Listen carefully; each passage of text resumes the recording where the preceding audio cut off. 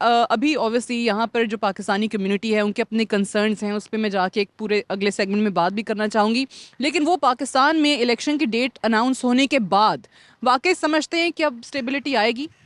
देखिए जी, एक अनफॉर्चुनेट है कि यहाँ पर जो ख़ास तौर पे बरतानिया में रहने वाले ओवरसीज़ पाकिस्तानी हैं, ये एक प्रोपेगेंडा वार का शिकार हुए हैं। अगर हम देखें 2014 से जब यहाँ पे धरने की सियासत शुरू हुई, यहाँ से मेरा मुर्तज़ा ने ये तो बता दिया कि लोगों के घर है, लेकिन ये नहीं उन्होंने बताया कि लंदन क्या क्या हुआ। लंदन प्लान यहाँ से कोई एक मील दूर यहाँ पे एक फ्लैट है, वहाँ पे बना।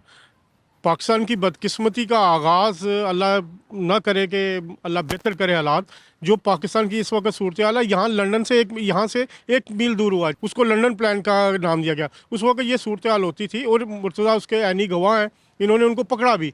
उस वक्त ये थी कि हमें पाबंदियाँ थी, हम रिपोर्ट नहीं कर सकते थे, बहुत सारी चीज़ें थी। अगर मुर्तज़ा को याद हो, यहाँ से थोड़ा सा आगे माबलात में नजम सेठी साहब को हमने बताया कि ये हो रहा है, तो नजम सेठी साहब आया, हमने उन्हें यहीं बैठ के उनको बताया कि ये हुआ। फिर उन्होंने लंदन प्लान का एक स्टोरी लिखी, तो लंदन प्लान यहाँ पे इस तरह बना।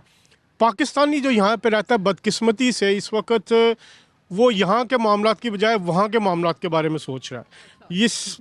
इसने इसको बहुत ज़्यादा यहाँ पे लोगों को डैमेज किया। ये हमारा जो तशख़्ख़ुस है वो इतना बुरी तरह मजरू हुआ है।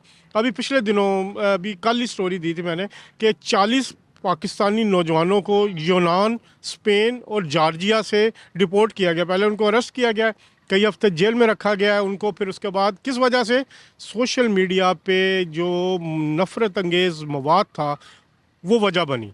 यहाँ पे भी बरतानिया में इतना टॉक्सिक माहौल हो चुका है कि आप वो जो चंद लोग हैं, मतलब 1.6 मिलियन पाकिस्तानी है यहाँ पे, बड़ा पढ़ा लिखा पाकिस्तानी है, 7,000 से ज़्यादा तो डॉक्टर्स हैं, मतलब इससे ज़्यादा ही होंगे प्रोफेशनल इंजीनियर्स हैं। लेकिन वो एक छोटी सी तादाद, जो 1,000-2,000 लोग होंगे, 2,500 लोग होंगे, उन लोगों ने माहौल को इतना गंदा किया कि अब शर्मिंदगी होती है कि लोग, ये जो यहाँ से थोड़ी दूर, यहाँ पे जिसका मुंह आता था, मुंह उठाता था, यहाँ पे नारेबाजी शुरू कर देता और बदतमीज़ी करता था। तो ये पिछले 4 साल में यहाँ पे गंद भी बहुत पड़ा।